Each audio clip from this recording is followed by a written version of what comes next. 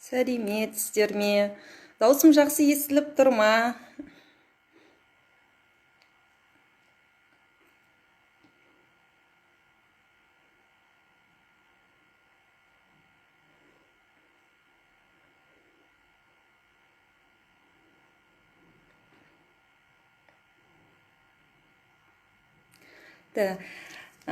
Сәлеметсіздер ме тағы да?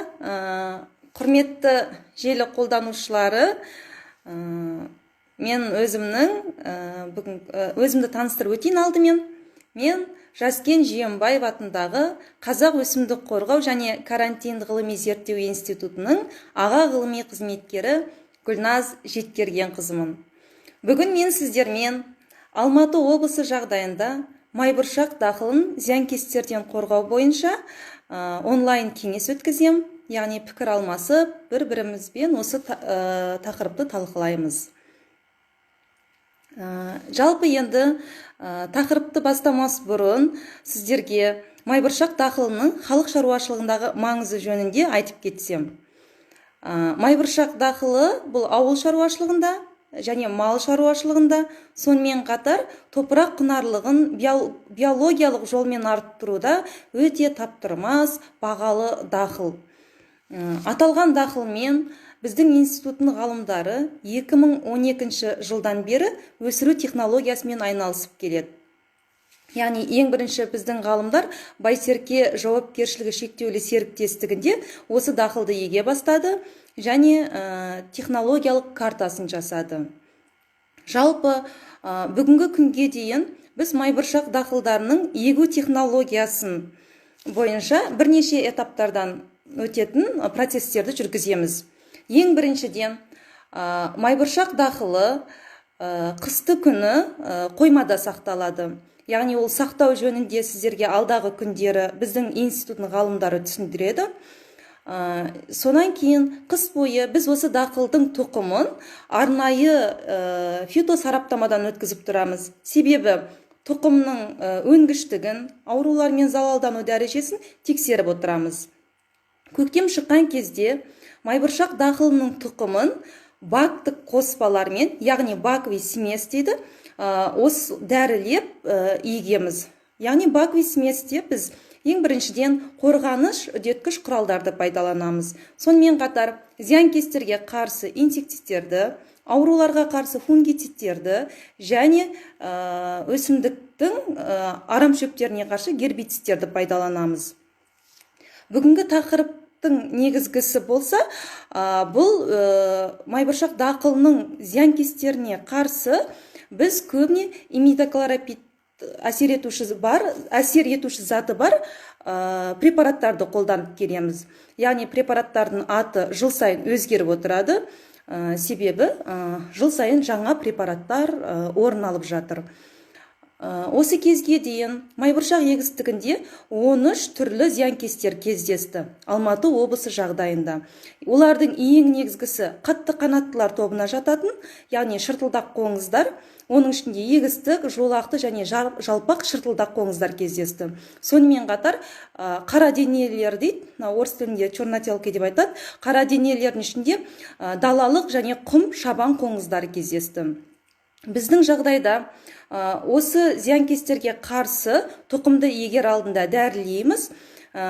Тұқымды дәрілеген кезде дәрі тұқымның құрамында 40 күнге дейін сақталады. Ол дегеніміз өсімдіктің тұқымы өніп, жер үсті массасы, яғни сабақтар өсіп шыққанға дейін біздің тұқым өте сақтаулы болады. Яғни қорғаныш үдеткіш құралдар оны зиянкестермен, аурулармен, арам шөптермен залалдануына мүмкіндік бермейді. Онан кейін біз өсімдікті вегетациялық кезеңде тағы да, яғни зиянкестері пайда болатын кезге таман өңдеу жұмыстарын жүргіземіз. Біздің осы кезге дейін жүргізілген зерттеу нәтижелерімізде майбұршақ дақылының жер үсті массаларына зиян келтіретін, яғни зиянкестер табылды. Олар көбіне кеміргіш көбелектер, яғни күздік бидайдың көбелегі, күздік көбелек дейді ғой. Сонымен қатар беде көбелегі, ол көбіне жоңышқаның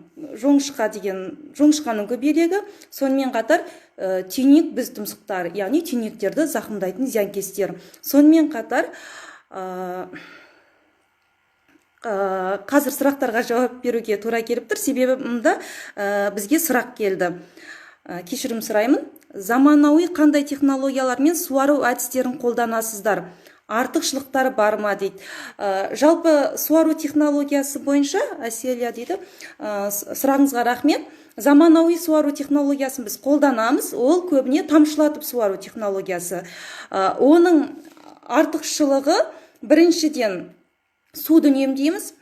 Екіншіден, жаңағыдай топырақтың құнарлығын шайып кетпеу үшін тамшылатып суару нақты қажетті өсімдіктердің бойына қана су барып тұрады. Және арам шөптердің өсіп кетпеуіне мүмкіндік туады.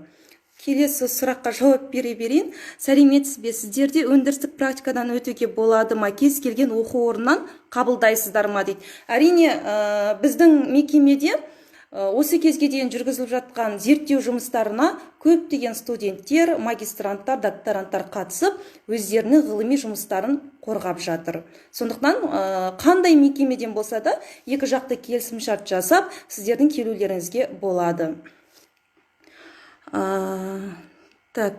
Зиянкестерге қарсы препараттарды шашқаннан соң тиімділікті қалай анықтайсыздар дейді. Зиянкестерге шашқан препараттардың тиімділігін біз анықтаймыз көп жағдайда. Бүгін препараттар шашылса, әрбір 3-ші, 5-ші, 7-ші күні өсімдіктерден 10 дана, мысалы 1 гектардан алып, 10 дана 3 рет 3 бума өсімдік алып, олардағы өлген зиянкестердің санын есептеу арқылы, яғни өңдеу жүргізілмеген кездегі және өңдеу жүргізілген кездегі санын бөлу арқылы. Яғни оны айтады аботтың формуласы дейтін, өсімдік қорғау саласының мамандары біледі. Шыртылдақ қоңыздар соншалықты көп пе, оған не шашылады дейді. Шыртылдақ қоңыздар бізде алғашқы кездері өте көп кездесті. Себебі нағыз осы бұршақ тұқымдас өсімдіктердің маманданған зиянкестер деп айтады ғой. Біз бұларға шашу туралы кішкене сұрақты тоқтата тұрсаңыздар өтініш. Нағыз осы сұраққа жауап бергім келіп отыр. Оларға біз жаңа мен айтып кеткенде химиялық препарат ретінде имидоклоропидті әсер етуші заты бар препараттарды қолдандық. Және бүгінде авермектиндерді қолданып жатырмыз. Авермектиндер дегеніміз, авермектиндер классына жататын препараттар, бұлар биологиялық препараттар. Тиімділігі химиялық препараттармен бірдей дәрежеде. Шыртылдақ қоңыздар негізінен кездеспейді емес, әлі күнге дейін күресу шараларын жүргізген күннің өзінде де кездесіп жатыр. Келесі сұраққа жауап беріп өтейін. Химиялық күрес пен биологиялық күрестің айырмашылығы дейді. Әрине, химиялық күрестің пен биологиялық күрестің әсері бүгінде бүкіл ел осы химиялық күреске өте қатты алаңдаулы, себебі ол біздегі пайдалы жәндіктерді жояды. Сонымен қатар егістіктегі дақылдардың сапасына да әсер етеді. Сонымен қатар барлық адамзатқа да кері әсерін етеді. Сондықтан біздің институттың мамандары соңғы жылдары химиялық препараттан толықтай бас тартып, биологиялық күрес жолдарына, биологиялық препараттарды қолдануға көптеген үлестерін қосып жатыр. Және сіздерге осы жолда айтып кеткім келеді. Қазір сіздерге суреті көрінетін болса, мен сіздерге көрсетейін. Міне, биологиялық күрестің тағы бір жаңа түрі, бұл арнайы энтомофагтар орналасатын ұяшықтарды біз егіс алқаптарына орнатып жатырмыз. Яғни бұл ұяшықтарға энтомофагтар орналасу арқылы зиянкестер мен пайдалы бунақ денелердің тепе-теңдіктерін сақтай аламыз. Бұл соңғы кездері біздің жасап жатқан жұмысымыз. Келесі сұраққа жауап берейін. Майбұршақ егістігіне қандай тыңайтқыштар қолданылады дейді. Майбұршақ егістігіне көбіне қандай тыңайтқыштар қолданылады? Біз тек қана фосфорды қолданамыз. Себебі майбұршақ өзі ауадан симбиоз арқылы, яғни әрекеттесу арқылы азот тыңайтқышын топыраққа жинайды, яғни тамыр түйнектерінің арқасында. Кейде біз оларды тамыр түйнектерін одан да көп жинау үшін инокулянттар береміз.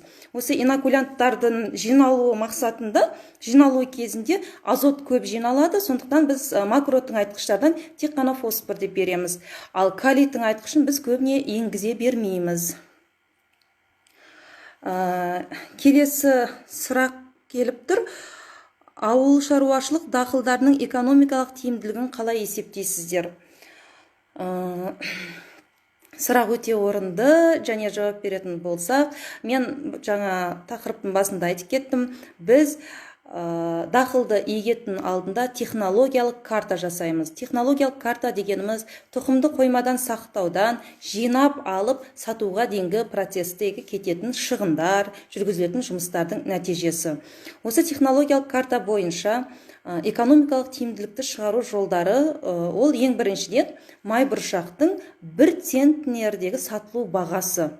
Яғни сатылады, одан жалпы пайда шығады. Осы жалпы пайдадан біз технологиялық картада көрсетілген шығындарды азайтып, осы таза пайданы табамыз. Таза пайдадан шығындарды қайтадан бөлген кезде бізге пайыз түрінде экономикалық тиімділігі көрсетеді. Әрине, бұл дақылдың экономикалық тиімділігі бізде бүгінде 60-70%-ға дейін. Яғни сіздер экономикалық тиімділік дегеніміз бұл өнімділікке байланысты айтылып отырған. Ал зиянкестерге шашылған пестицидтердің, препараттардың экономикалық тиімділігі ол 80-90%-ға дейін болады. Келесі сұрақ. Майбұршақ дақылына ең көп зиян келтіретін шыртылдақ қоңыздарының санын қалай болжам жасауға болады? Дұрыс айтасыздар, яғни зиянкестердің ішінде ең көп кездесетін осы шыртылдақ қоңыздар деп бағанада айтылып кетті, және сұрақта қойылды.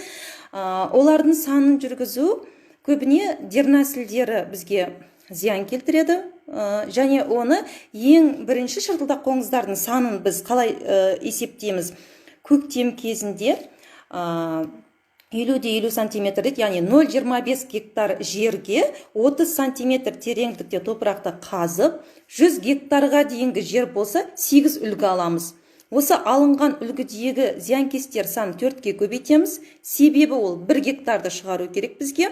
Осы 4-ке көбейтілген санды үлгілер санына бөлеміз. Сонда біздегі шыртылдақ қоңыздың дернәсілдерінің саны шығады. Көп жағдайда, егер оны саны 5-ге дейін болса, оның қауіптілігі төмен, 20-ға дейінгі болса орташа, 20-дан жоғары болса, ол өте жоғары. Сондықтан осындай кезде біз күресу шараларын ұйымдастыра бастаймыз. Үлкен рахмет. Енді мен ары қарай өзім сіздерге түсіндіре жатайын. Күресу шаралары деп айтып жатырмыз. Біз егістікте күресу шаралары ретінде міне жалпы жаңа айтып кеттім, күресу шаралары тұқымды еккен кезде болады. Ол кезде осындай технологиямен, яғни бүріккіш дейміз, міне мына бүріккіш трактордың артындағы, осы бүріккішпен біз егістікті дәрілейміз, яғни баковый смеспен, бактық қоспамен. Енді бүгінде біздің институттың мамандары нақты егіншілікке көшіп жатыр. Сіздер мына дронды көрсеңіздер, әуе арқылы дәрілейміз. Бұл дрон өте тиімді. Себебі сіздерге айтайын, осы дрон арқылы біз дәрілейміз. Бұл көбіне шаруашылықтағы мамандарға керек тәсіл, сонымен қатар жастар отырса, оларға да түсінікті болу үшін. Кейде зиянкестер барлық егіс алқабын алып кетпейді. Олар тек қана белгілі бір жерлерде ғана шоғырланады, яғни оқшауланады дейміз. Сондай кездері біз үлкен көрсетілген трактормен өңдеу жұмыстарын жүргізгенше, осы дрон арқылы нағыз оқшауланған жерлерге қана препаратты шашып, кез келген зиянкес түрлерін жоя аламыз. Сұрақтарыңыз жоя аламыз. Сондықтан осы дрондарды біз қолданып жатырмыз. Және сіздерге жаңа көрсетіп кеткендей энтомофагтарды жинау үшін, оқшауландыру үшін биологиялық тәсір ретінде осы ұяшықтарды орналастырамыз.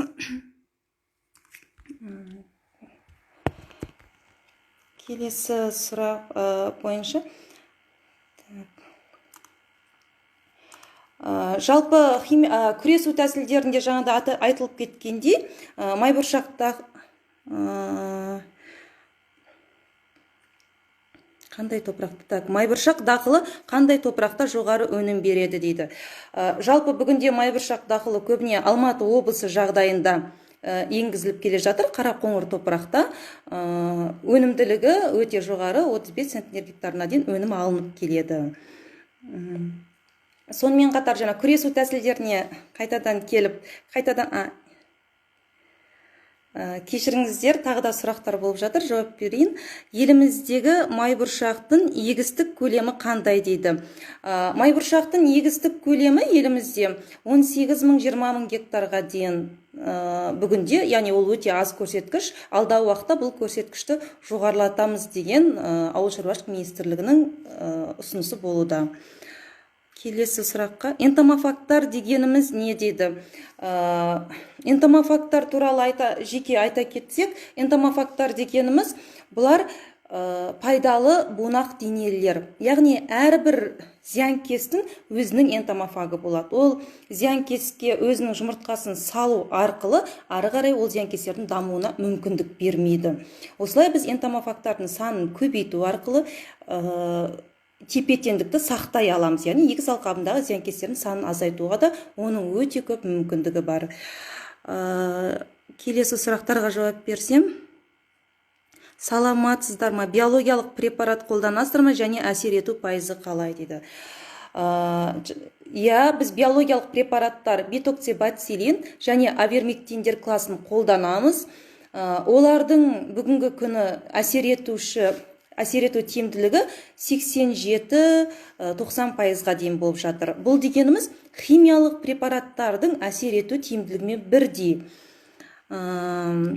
Майбұршақ дақылын мал азығынан басқа қандай мақсатта пайдаланамыз дейді. Майбұршақ дақылын мал азығынан басқа мына ауыл шаруашылығында пайдаланады. Яғни көбіне өздеріңіз білесіздер, ет өнеркәсібінде шұжықтарға қолданылады.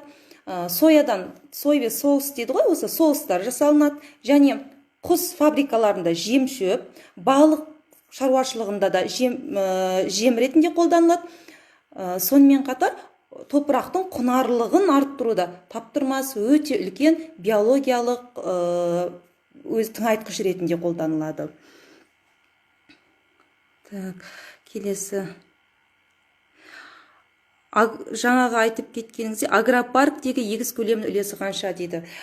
Бүгінде агропарктегі осы майбұршақты егудің егіс көлемі 400 гектарға дейін, осы 3 жыл көлемінде 400 гектарға дейінгі жерде әртүрлі факторлармен сынақ жұмыстары жүргізіліп жатыр.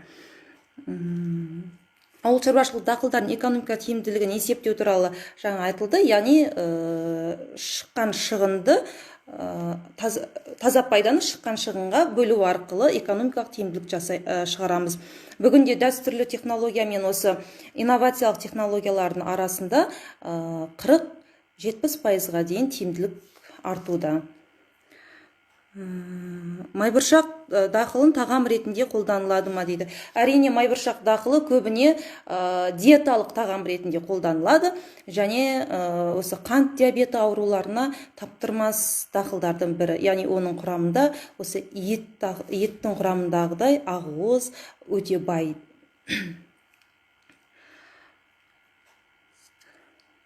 Институттарыңызда биологиялық препарат ақкөбелекпен айналысыз, қазір алсақ бола ма дейді. Және ол препарат бар ма дейді. Біздің институт осы ақкөбелек препаратын шығаратын бірден бір ғылыми мекеме. Яғни біздің институтта ақкөбелек препараты сатылады, қазірдің өзінде бар. Ол үшін хабарласып келісімшарттар жасауға болады. Яғни бағана айтылып кеткендей, препараттардың тізімі бойынша сіздерге мен көрсетіп кетейін. Міне осындай Қазақстан Республикасында рұқсат етілген препараттар тізімі бар. Осы тізімде сіздерге қажетті, бағана сұрақ қойылды, майбұршақ дақылына қандай препараттар қолданылады деген. Осы жердегі препараттарын алуға болады. Бұл тізім жылда жаңарып отырады.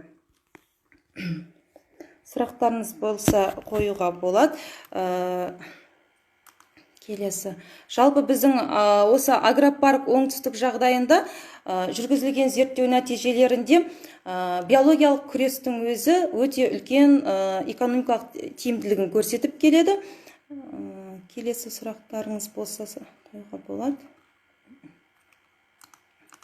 Тағы да айта кетейін, сұрақтар қойылып бағана кішкене. Бізде кездесетін кеміргіш көбелектер көбіне майбұршақтың жер үсті бөліктерін. Майбұршақ дақылынан қанша центнер өнім аласыздар? 35-50 центнерге дейін әр бір жылдағы ауа райы жағдайына байланысты біз алып келеміз. Сіздерге бағанағы қойылған сұрақтар бойынша тағы да жауап берсем,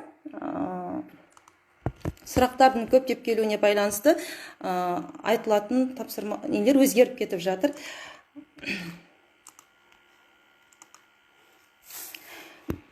Бізде кездесіп жатқан зиянкестердің көбісі тамыр, шыртылдақ қоңыздар мен жалпы қара денелер көбіне жер асты бөлігін, яғни тамырды зақымдайды. Ал енді жер үсті бөлігін зақымдайтын зиянкестер бар, олар кеміргіш көбелектер. Көбіне күздік көбелек және түйнекбіз тұмсығы және астық цикаткалары. Кешіріңіздер, сұрақтарға жауап беруге тура келіп тұр.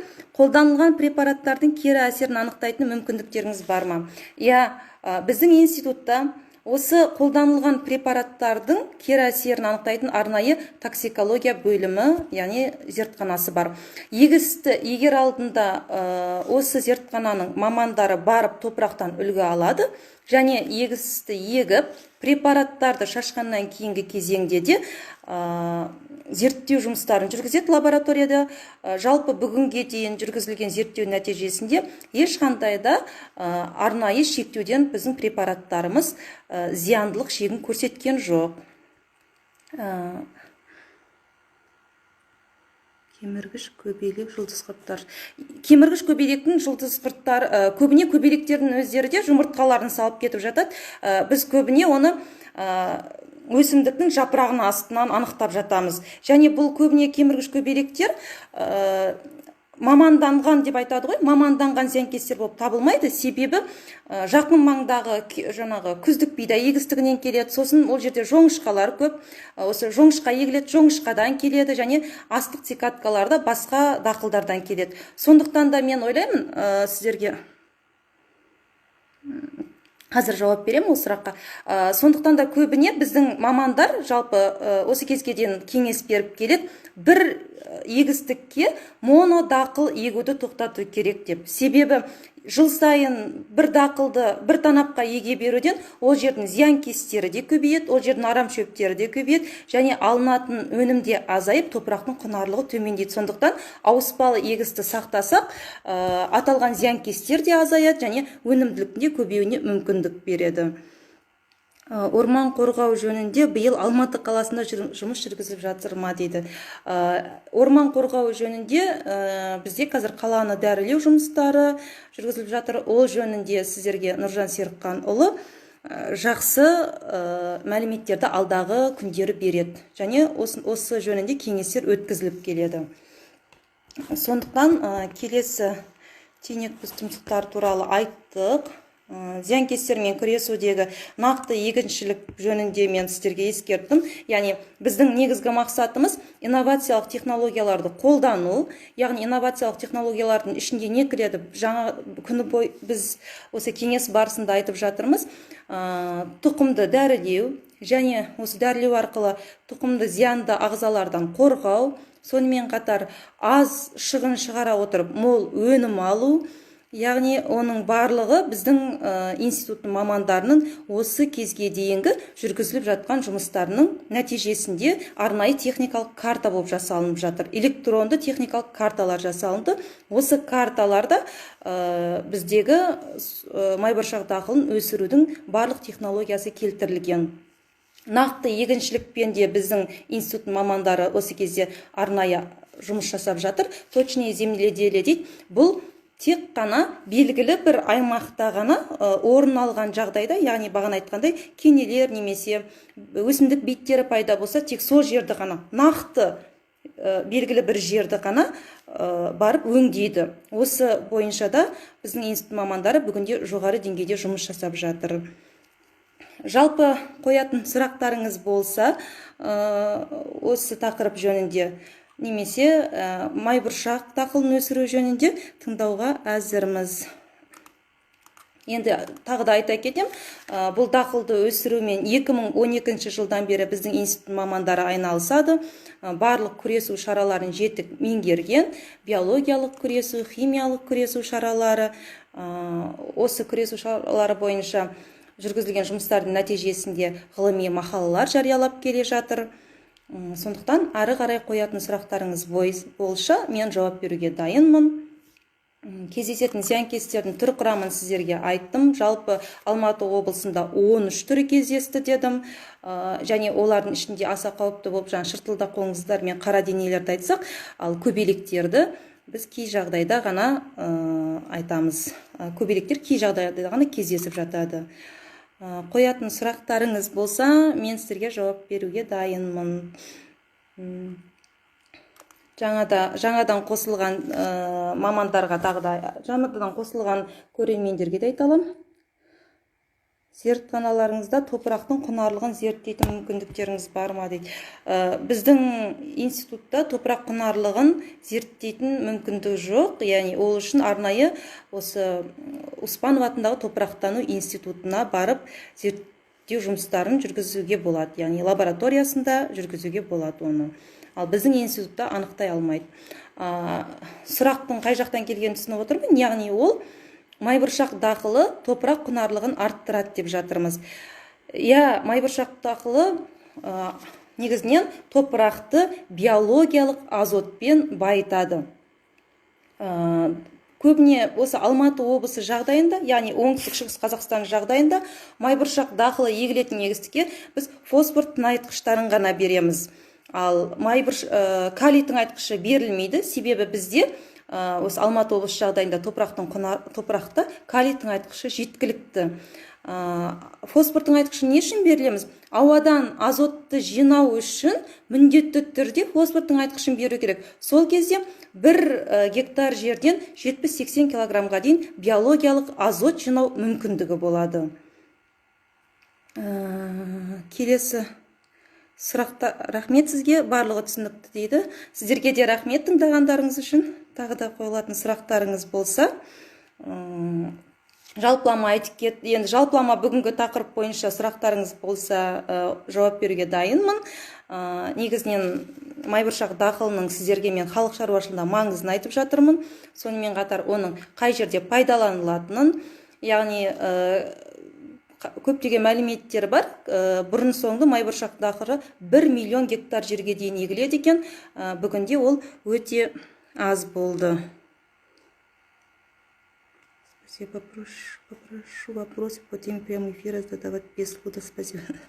Майбұршақ дақылының, яғни осы кезге дейінгі біз енді міне 2013 жылдан бастап қайтадан шаруашылықтар егуді қолға алып жатыр. Себебі дақылдың өте маңыздылығын білуде, яғни бір жерге дақылды егу арқылы өнім жинаймыз, сонымен қатар топырақтың құнарлығын да арттырамыз. Бір ғана дақылдың өзі 3 түрлі бізге жақсы қасиеттерін береді екен.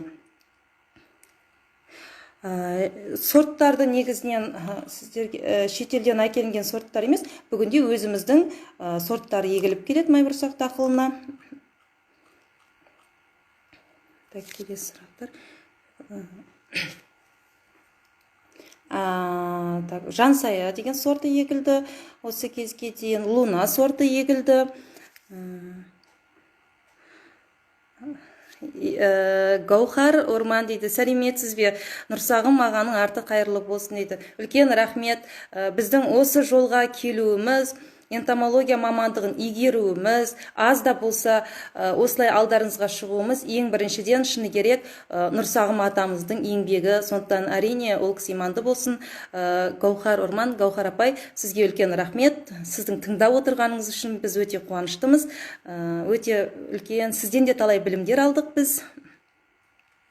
Келесі сұраққа жауап берейін. Майбұршақ дақылының қазіргі күнгі құны қанша дейді. Майбұршақ дақылының 1 килограммы нарықтағы бағасы 135-150 теңгенің арасында. Яғни тұқым ретінде егетін майбұршақтар қымбат болады, ал өнім ретінде, яғни сүрлемге кететін майбұршақтар олар кішкене арзан болады. Келесі сұрақтарыңыз болса жауап беруге дайынмын. Жалпы айтылып кеткендей, майбұршақ дақылы балық шаруашылығында да, құс шаруашылығында да қолданылады екен. Сонымен қатар топырақ құнарлығын арттыруда да қолданылады біздің жағдайда. Яғни бүгінгі күні барлық мамандар, осы шаруашылық мамандары осы майбұршақ дақылын егуді қолға алуда. Себебі оның қасиеттерін жоғары екеніне көздері жетіп жатыр. Біздің жағдайда да біздің институт мамандары авторлық құқықтар алды, патенттер алды осы майбұршақ дақылының өсіру технологиясы бойынша. Келесі қоятын сұрақтарыңыз болса жауап беруге дайынмын. Яғни бағанан бері ойымды қорытып айтқым келеді, сұрақтар болып айтылмай жатыр. Майбұршақ дақылын күресуде біздің институт мамандары химиялық күрестен түбегейлі бас тартып жатыр. Мүмкіндігінше осы биологиялық күресті қолға алуда. Олардың ішінде әлі де осы Қазақстан Республикасындағы рұқсат етілген препараттар тізіміне қосылмаған авермектиндер класы препараттарын қолданудамыз. Яғни осы препараттарды біз майбұршақ дақылында егістікке қолданбас бұрын өзіміз зертханалық жағдайда сынақтан өткіздік. Өте химиялық препараттармен бірдей деңгейде тиімділікті көрсетті. Қазір жауап беремін. Тиімділікті көрсетті. Сондықтан осы авермектиндер класын міне биыл 3-ші жылы болғаннан кейін егістік алқапта сынаудамыз. Яғни бұның өзі біздің биологиялық күрес жолына көшуіміз халықтың әл-ауқатын арттыруда және табиғатта қоршаған ортада пайдалы бунақ денелерді сақтауда бізге таптырмас тәсілдер. Майбұршақ тұқымына фитоталдаулар жүргізіле ме дейді.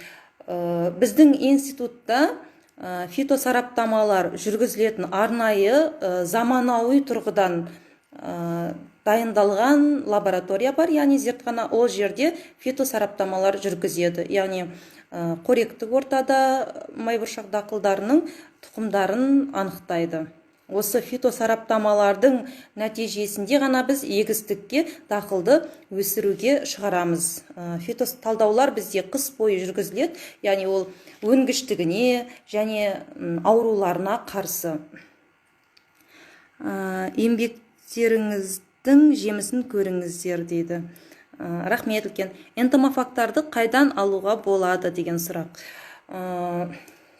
Негізінен энтомофагтарды біз көбіне әрбір өсімдіктің өзінің зиянкестерінің энтомофагтары болады. Ол үшін бізде биологиялық әдістермен байланысты зертхана бар, ол жерде дайындалады, яғни алдын ала тапсырыс бересіздер.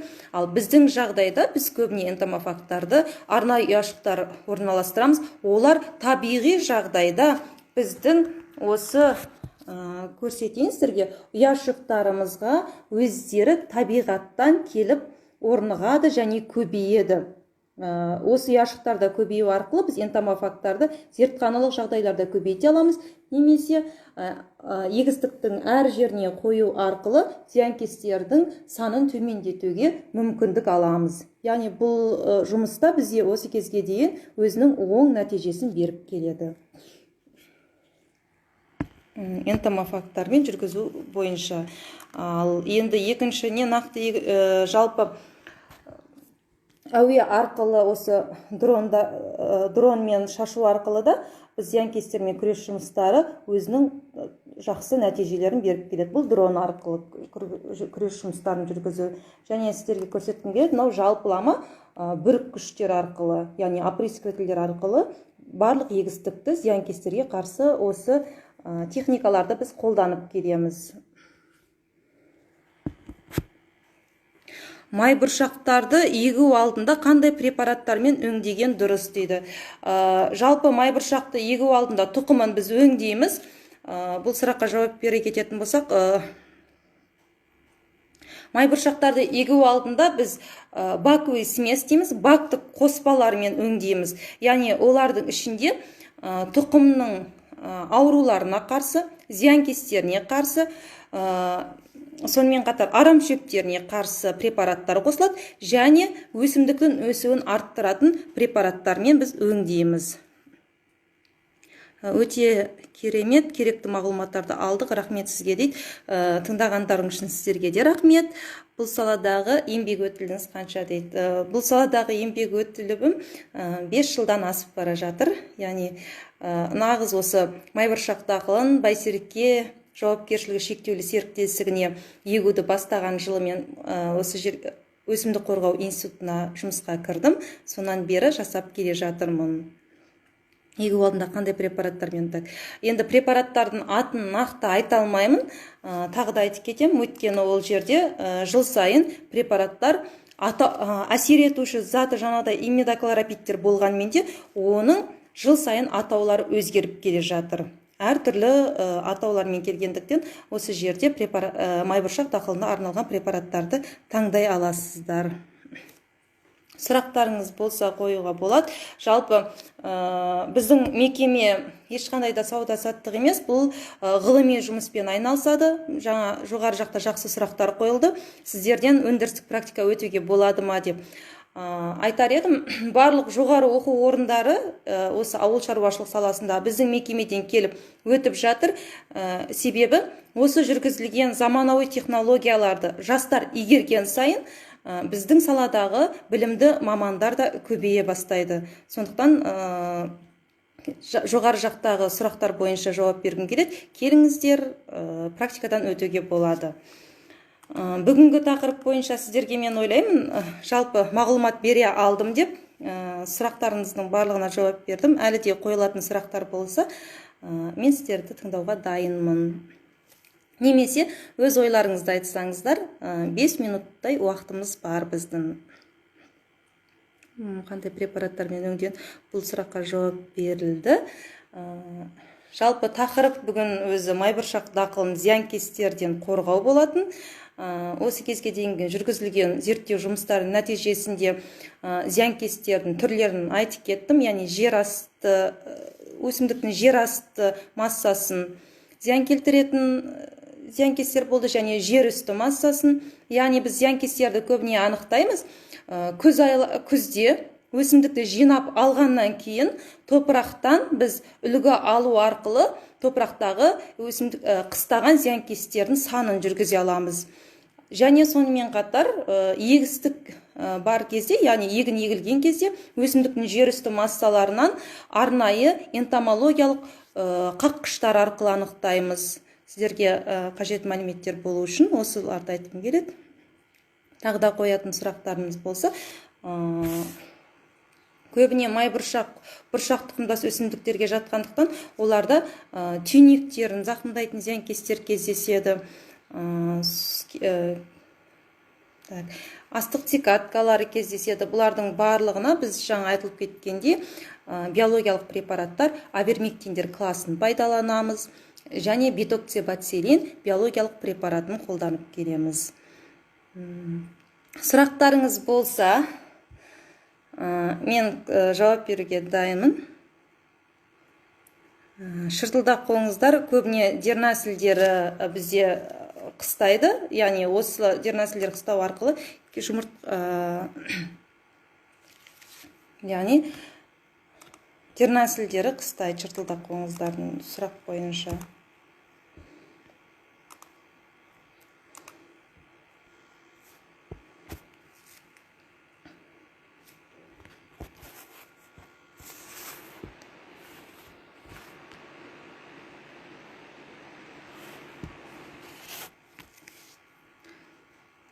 шыртылдақ болыңыздар дернәсілдері, яғни қуыршақ құстайды, яғни қуыршақ күйінде құстап, олар күзде топырақтың тереңгі қабаттарына түсіп топырақтың тереңгі қабаттарында өздерінің келесі фазаларына өтеді. Яғни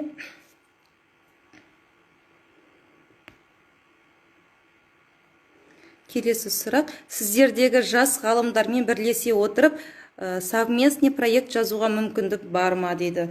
Ол жөнінде осы Казнизикр деген осы парақшадағы админге өтініш қалдырыңыз, немесе өзіңіздің ойыңызды, пікіріңізді қалдырсаңыз, ол кісі біздің арнайы жас ғалымдардың кеңесі бар, сол жерде сіздің өтінішіңізді жеткізеді.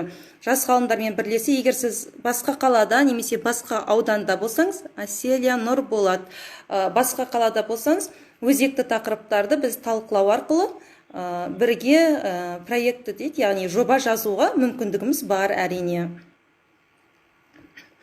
Құрметті желі қолданушылары, сіздерге мен ойымды аз да болса жеткізе алдым деп ойлаймын. Және сіздердің де сұрақтарыңызға жауап бере мүмкіндігімше жауап бердім деп ойлаймын. Сондықтан да өздеріңіздің өтініш тілектеріңіз болса 1-2 минут тыңдайық. Сонан кейін мен сіздермен қоштасуға тура келеді. Селен, Қызылордаданмын дейді. Институт рисоводства дейді. Күріш ғылыми зерттеу институтынан Әселия Нұрболат. Әрине, сіздермен бірігіп біз осы кезге дейін жұмыстар жасалып келе жатыр. Енді жас ғалымдар біз бірігіп жұмыс жасайтын болсақ, қуана біз келсеміз, алдағы уақытта бұл жұмыстарды қолға бірге алуға болады. Әселия Нұрболат, өте үлкен рахмет. Бірнеше сұрақтар қойдыңыз және осындай ұсыныс тастап жатсыз. Үлкен рахмет, көп мағлұмат алдым, Алла разы болсын. Сізге де рахмет үлкен. Осымен Алматы облысы жағдайында майбұршақ дақылын зиянкестерден қорғау кеңесімді аяқтаймын. Алдағы уақытта әлі де қоятын сұрақтарыңыз, пікірлеріңіз болса, осы парақшада қалдыруларыңызға болады. Күтеміз. Сіздерге алтын уақыттарыңызды бөліп бірге болғандарыңыз үшін үлкен рахмет айтамын. Сау болыңыздар.